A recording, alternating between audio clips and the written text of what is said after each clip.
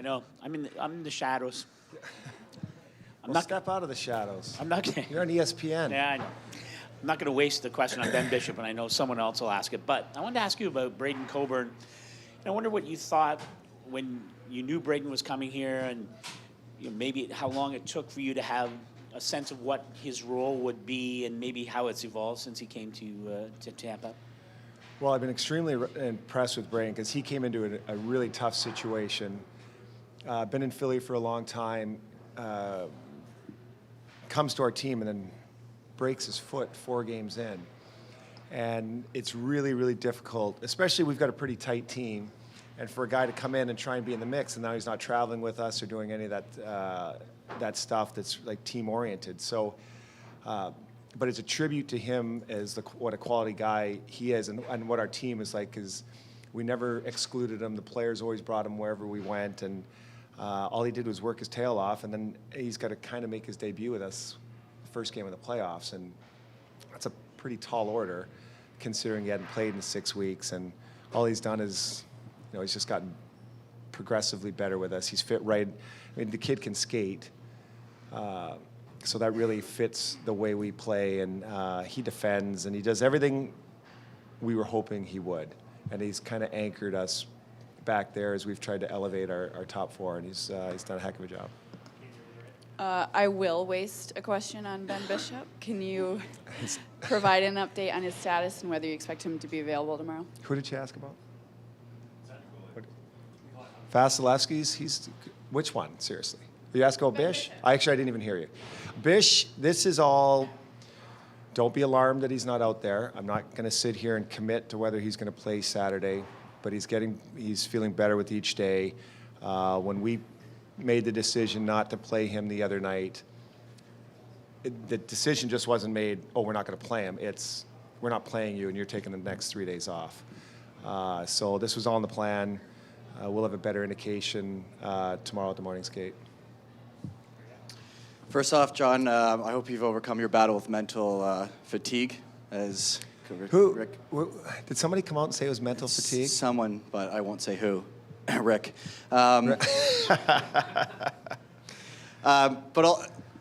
Just watching the practice, I can't help but notice how loose this team is. It was mental fatigue, where I was reintroducing myself to my kid. It was one of those two. Well, people in this room will do that too, I guess. I noticed in the practice how loose the group is, and just through this run, maybe you can speak on how important that's been. I don't know if you set out to do that, the players set out to do that, but how much does it help this group to be loose and have fun in a practice when they're in a situation that they are right now? Well, it's probably a little bit of a personality of our team, the way we are, probably our staff, myself, and you got to get caught up in the moment, in the sense you have to embrace where we are. It's the middle of June and we're still playing hockey. The Stanley Cup's up for grabs in a best 2 out of 3. I don't think we should be afraid of that. I don't think we should walk around being tense and looking at the magnitude of where we are and being afraid of the moment. So we tell the guys, this is the time of our lives. It's 2 teams left playing in June. If we're not having fun doing this, then why are we doing this? And it's been such a phenomenal experience to go through this. I remember on the plane ride home yesterday thinking, in 6 days it's going to be over. And how much fun, how we've grown together. And you just don't want the experience to end. And so we're gonna enjoy this. And if it means, we may have looked a little bit loose out there, but we looked pretty good. The guys were snapping it around, and that's what we want to see. John, talk about your power play. Are you satisfied with the way that unit's been working in this series in particular? It's a tough question to answer, because if you're going to ask me in the Detroit series how our power play was, it was a huge topic of conversation. Well, then we get to the Montreal and the Rangers series, and not one person asked a question about our power play. And you go through a game where you're 0 for 4, and it comes up again. The one thing I say about special teams, if a power play goes 1 for 5, you're that's actually really good in this league. So now you're sitting at 20%. We were 0 for 4. Maybe if we got one more, we would have gone 1 for 5, and things would have been different. The one thing about a power play, though, it can't swing momentum.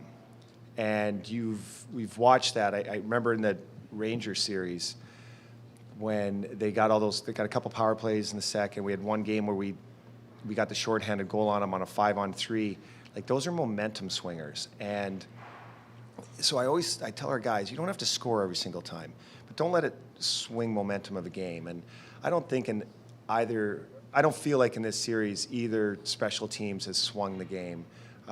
May it in the next couple, sure, but we've got to do better. There's no question. I don't think we've gotten near the looks we can, and you got to give them credit.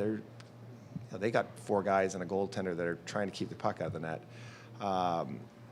So we feel like we need to be better on that, no question, but we don't think it's swung our momentum away from us at all. Just a heads up, too, the room is open and Steve Stamkos is available. Go, Tom. Just go Sorry. whenever you stammer.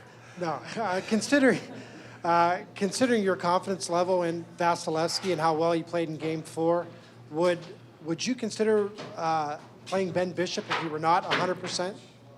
Would you play if he was less than 100%? We're going to play the guy that gives us the best chance to win the game. That's about all. That's whoever that guy is, and is that gauged on a percentage basis of how Bish is healthy? I don't know if I can say that. If Ben Bishop can play a game, he's playing. Hey, John.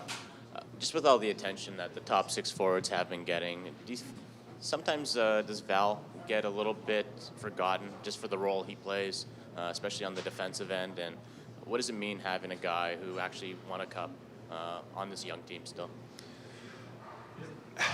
And so this is how apropos.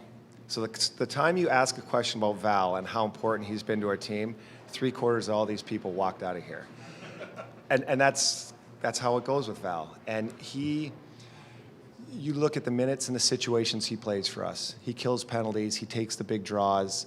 He plays in the power play. He plays in our top 6. That goes down as one of those sneaky signings that people have already probably forgotten about. We are not here without him. I put him in the realm of kind of that Palat in the sense that you look at his line, Stammer's going to get major headlines, Killer's kind of coming into his own a little bit. Johnny and Cooch are getting a lot of the headlines, and Phil and Pally kind of stay in the wings, but their responsibilities to both those lines, I don't think they can go without those guys. He is the guy that's won a cup. He is often spoken to our team about the preparation and things that go into it, and I don't know where we'd be without him. I'm glad you asked that question.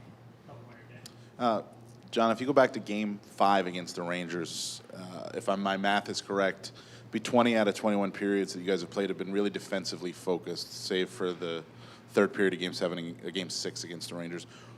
Just curious your thoughts on that consistency, because it was a little bit up and down before that, but where has that consistency come from defensively? Believe it or not, that was something we talked about from training camp the first day. We went through a lot of statistics about the teams that win and the teams that don't. In Tampa Bay's recent history, we've been a high goal-scoring team. I'd rather enjoy that. I just don't understand why you can't be both. But the one thing, and I think I spoke to a couple times in this series, is about guys got to make a choice. And you put a structure in place that we feel is most conducive to our players, but then you got to get them to do it. And obviously scoring goals is a lot more fun than keeping them out of the net, but keeping them out of the net is what's going to get you the big shiny trophy at the end. And they're realizing that. And I think sometimes in the regular season you get caught up in the goal scoring and playing a little bit more freewheeling, trying to outscore a team. The playoff mentality our team has adapted is it's almost you want to it's defensive. And I really look I think, what are we, 8-4 on the road in the playoffs this year? And you take away the empty net goal in Detroit, I don't know if we've given up more than 2 goals on the road in any of our games. And that's a team committed to win and play D. And we haven't won all those games because when you get caught playing a lot of D or trying to play D, sometimes it takes a little bit away from your goal scoring. But I will take our chances with our team. And if each team is going to get limited chances, I like our odds with anybody we play. To the media. And I was curious if you have any thoughts on that.